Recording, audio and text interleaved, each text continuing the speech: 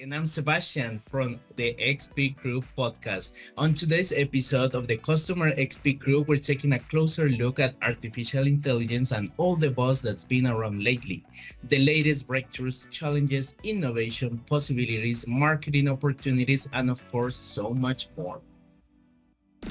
How do you optimize your customer's journey, drive demand, reduce churn rate, increase retention, and generate growth? Are some of the questions marketers continuously ask. Welcome to the Customer XP Crew Weekly Podcast, where we discuss marketing strategies, tactics, ideas, experiences, invite guests and experts to help you with your marketing growth by being customer-centric. And now to this episode. What's up, everybody, and welcome to another episode of the Customer XP Crew, your weekly podcast about everything customer-centric. Today, we want to bring something to the table that's been really hot for a while, and it is no less, no more than the topic of AI, or artificial intelligence. Juan Gomez, our industry expert and director, joins us. Juan, a pleasure to have you as usual. How are you? Hi, Sebastian. How you doing? I'm doing great. Awesome to hear. So yes, we've been hearing a lot of this name that's been bouncing across the internet. You see the Twitter feed, and it's just like a tsunami of ChatGPT,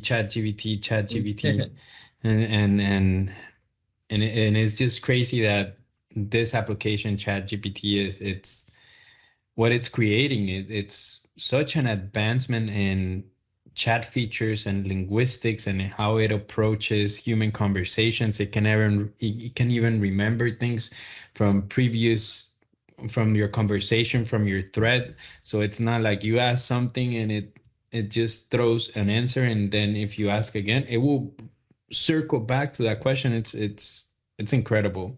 Yeah. If you were amazed at Siri or Alexa, this thing is just The next Alexa step. and Siri on steroids. It just like surpasses everything. It's a great job from OpenAI on creating wonderful technology, and they also have other type of applications that are very impressive as well. Nonetheless, this is the one that's making the most noise for them. Yeah, and I don't know if this has happened to you yet, but I've been through like some customer service, and I never came. Just like I just found out later, and that's really crazy because I think this is evolving in a very quick and impressive way. Correct. I think, well, moving forward, AI is to stay, and we all have to understand that a lot of people are concerned because they're gonna be left out without jobs and all this. But remember, technology always evolves, and as human beings, Yes, we always adapt, and it just creates opportunities that are probably a little bit more educational, and you have to educate yourself a little bit exactly. more. So it's more technical knowledge than just the repetition of work, where those jobs might be thrown out with robots and artificial intelligence. Humans, we have to adapt, and we are going to be creating new jobs in the near future that are going to require a lot more skills, and that also pushes the human race forward. At least that's how I see it. Yeah, me too. And actually, I was thinking that maybe some people are going again to get through the phase of the fear of the rise of the machines or and all of these conspiracy crazy theories. But people need to know that this is not a new concept. Like artificial intelligence data goes way back to the 50s with some military equipment Hmm. breakthroughs. Some of the early designs of the learning systems from the computers also were present. So this is nothing new. Like we're talking about like maybe 70 years of progress, and it's just a tool that we have to adapt and learn and see all the endless possibilities that come with it. Correct. I mean, this looks at like out of science fiction, and Yeah. probably when we're in the 90s, we would never had seen something like this coming, but here we are, 2023. We have all this great technology, and we'll continue to evolve. I think it's critical to really understand the difference between artificial intelligence and machine learning. They are two different things. Nonetheless, they work together. So machine learning, it's really about, it gathers, it's pretty much like your brain. It's just insane. So pretty much it gathers data, it sees patterns, and sees what decisions are taken. And with AI, artificial intelligence, which is like the decision making, the what makes it act, is what really drives these two together. So machine learning, it just accumulates data, it transforms into patterns, it understands, it continues to learn. The more data you feed to it, the more it will learn and will continue to evolve on itself. And AI, it's more about the decision making and the application of this data that is gathered. So these two, obviously, technologies work hand in hand, as I said before, and they create the systems we are now seeing. That there are some really cool tools that I think we can really discuss to and share with our audience, because they're here again, they're here to stay. These tools are going to make our lives easier, especially those tasks that are over and over and they're repetitious. And so all of this is going to stay, and it's going to make our life easier. You're going to see a spark on startups creating this type of solutions. And let's talk about, obviously, the big brand one, the big name right now from OpenAI, ChatGPT. Yeah.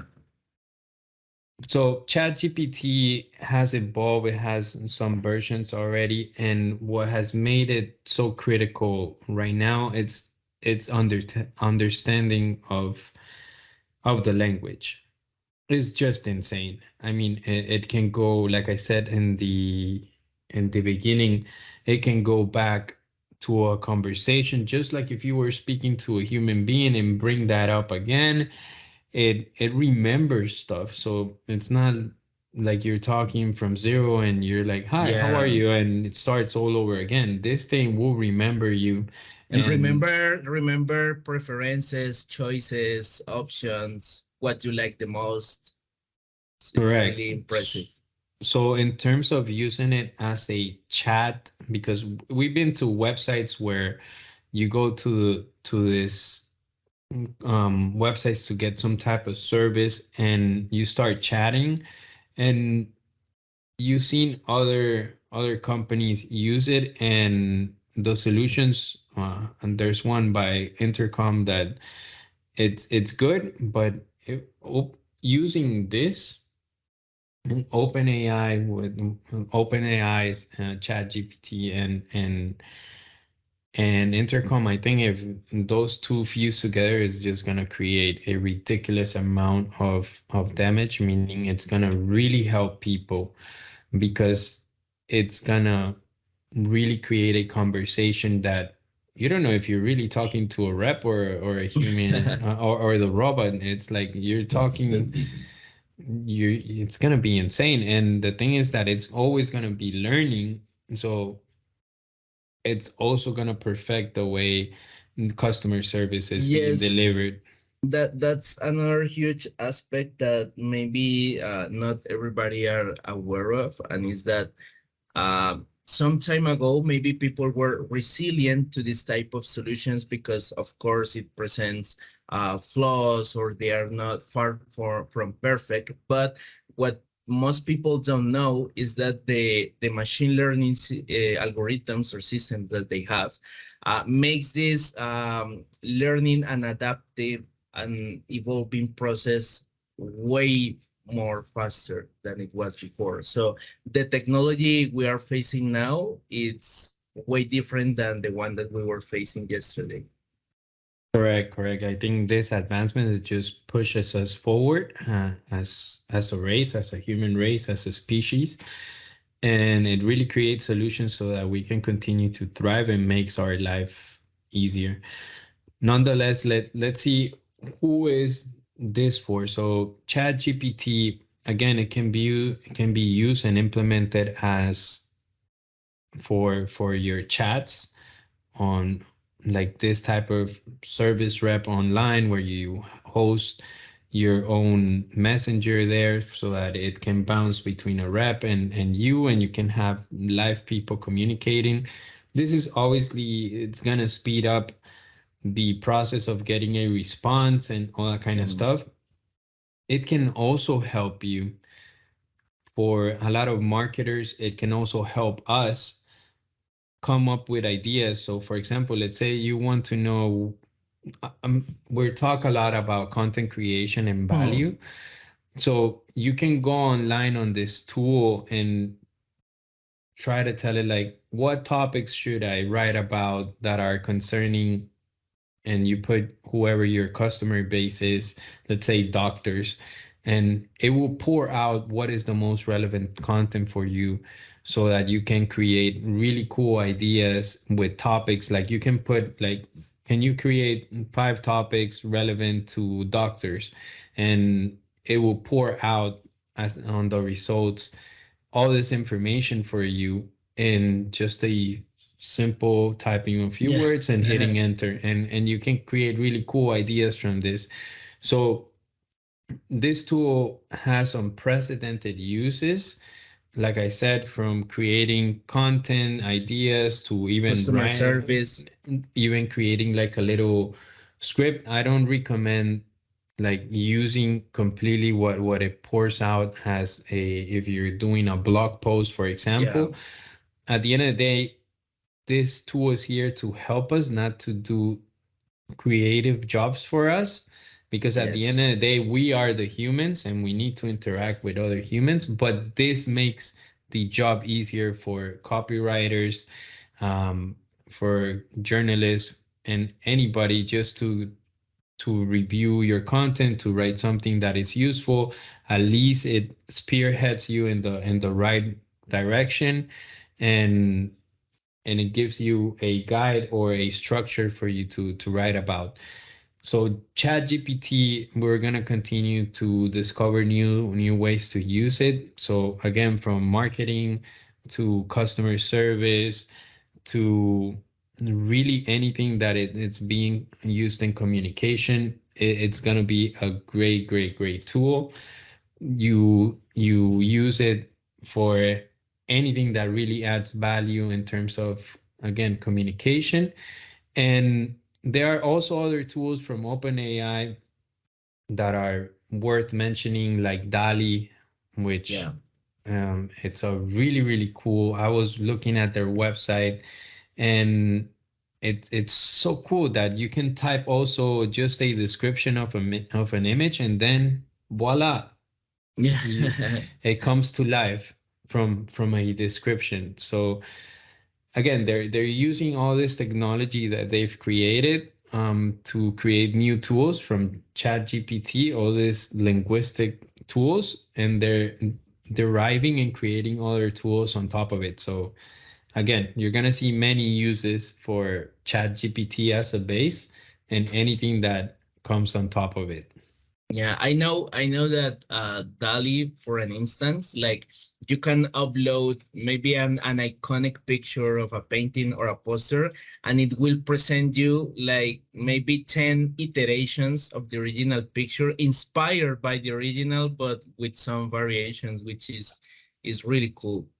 Yeah, that's huge. Again, and you can also type anything like a dog sitting on a lake, and then it will create something around those words, and it will publish a painting or a realistic photography Yeah.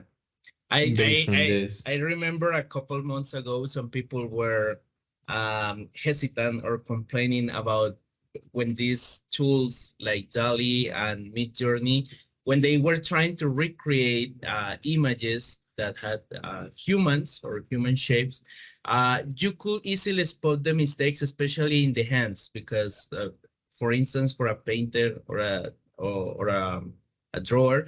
Uh, Drawing hands is one of the most complex things to do. So naturally, for the machine, is the most difficult thing to copy. But if you try to do it now, the improvement and the advance, it's unbelievable. Like this is going in a super very high speed.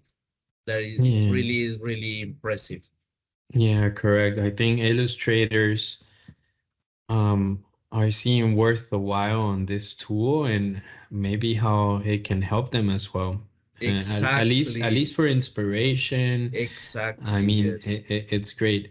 So again, there's many tools worth mentioning on this episode.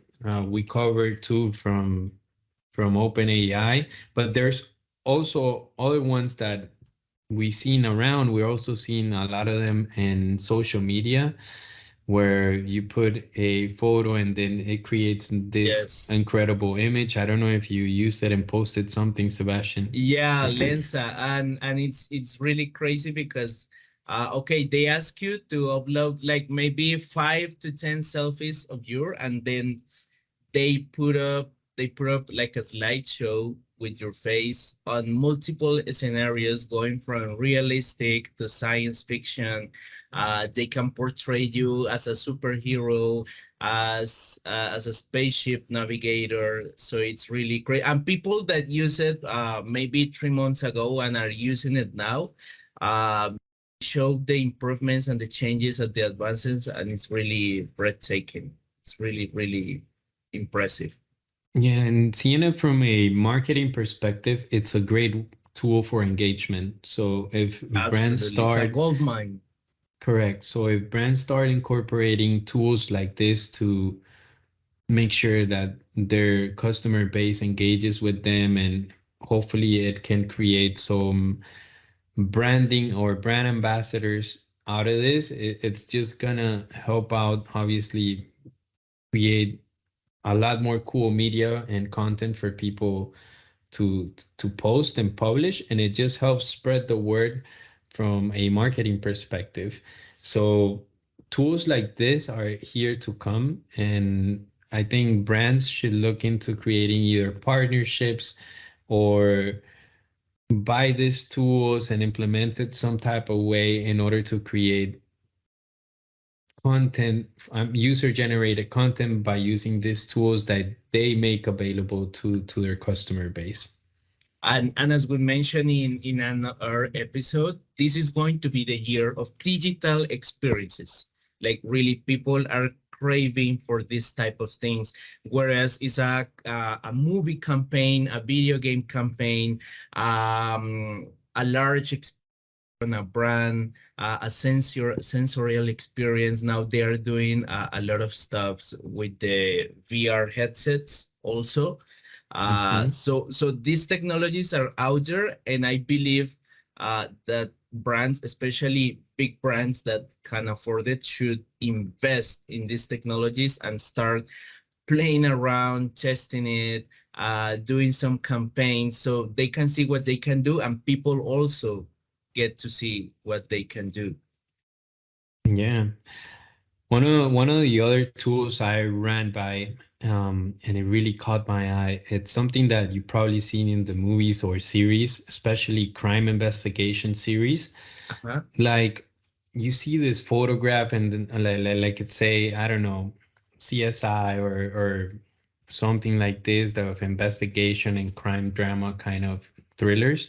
Um, you see like for example a license plate and it's blurry and then they're like enhance the image and it Uh-huh. becomes clear and Uh-huh. clear and clear. Yes. Well, now you got it available, this tool. It's called upscale media, and it's also an AI that you can upload a picture that it's pixelated or you want to improve and enhance it. It will go into the image and recreate those pixels and give you a high resolution um, Oh. picture or document at the end of the process. Okay, because the information that is lacking in the raw picture is brought by a database. I don't know how it works, but it is just bananas. Like you put this and somehow it analyzes pixel by pixel and then They make starts it HD. recreating. And yep, and they make it HD. So Wow, you, awesome. so I don't know Imagine the for all applications those that can have stalkers. and yeah, and even and also for safety and security. Correct. And so this is a tool for those So no toxic. more no more blurry spirits and ghosts caught on Yeah, camera. exactly. So watch out for those toxic partners. Yes. And then they might be spying on you. They're like, "Oh, Yes. I see. This is not you. I'm blurry. Yes. Shoom, Yes. HD. But You're gonna but be but caught." you know that that's a very interesting point because sometimes people also fear that, but technology is just a tool. I mean, we as humans, we have the responsibility of using it correctly, but it's Mhm. not like, because I believe that science fiction may have played a part into believing that technology can turn into this villainous thing that is going to turn against the human race, and it's not really the case. Yeah, I think it's like people take mm, this like it's a doomsday and it's not. Um, or like the worst day in the book of Revelations. It's not that. It's about really embracing technology and, like you said, as humans, use it in the correct way. So, for example, upscale media, I made a joke about toxic partners Yeah. just spying on you and all that stuff, but it really has a great deal of uses. So, for example, if you have a document, a picture of a document, you want to retrieve it, Exactly. and you want to know what it is because I don't know, the image is blurry, it's gonna help you with that. It's also, for example, if you have old photographs in your home and they're not well put together, or because I don't know, of a fire or water damage or whatever it is, it's there. You can scan it, upload it, and it will try to restore it to what it was originally. So Legal documents. Imagine what it can do for exactly. that. So all of this, it's incredible advancements in technology, and they're huge tools. Let's talk about another one. Let's talk about Murph. So Murph, it's a text to speech. Much you type some text and you have it played out by this AI in a really, it's not gonna sound robotic, but it's any text that you write and you put into this, it's gonna create a video and it's gonna do a voiceover, and it looks super realistic, Yeah. super realistic. Yeah, um because it studies like the facial traits and gestures, right? exactly. And like if you're scared of a camera and not showing up, I mean, with this tool there's no excuse. If you ever wanted to create content, well, you have to type a lot because now you won't be speaking, but this AI, it's gonna speak for you and it's gonna create the video, and you're gonna see the movement and expressions and all that kind of stuff from this tool. So this tool, it's also a great tool also, for example, creating ads, and you don't have an actor with a real cool setting and all that kind of stuff. You can put it, you can make it happen with this AI actor saying the words in professional quality audio, and you can get that content. Then you can edit it yourself and create pieces that are going to be out there for either promotion or any type of marketing effort that you want to do, or just organic content. So it's a really great tool. I think Fantastic.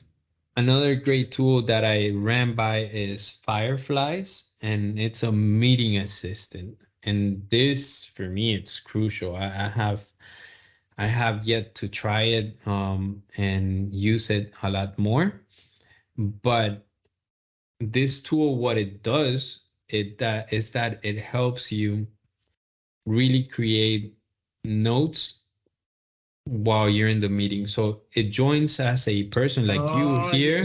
like a personal, your own personal assistant, but Correct. customized to your personality and your needs and everything.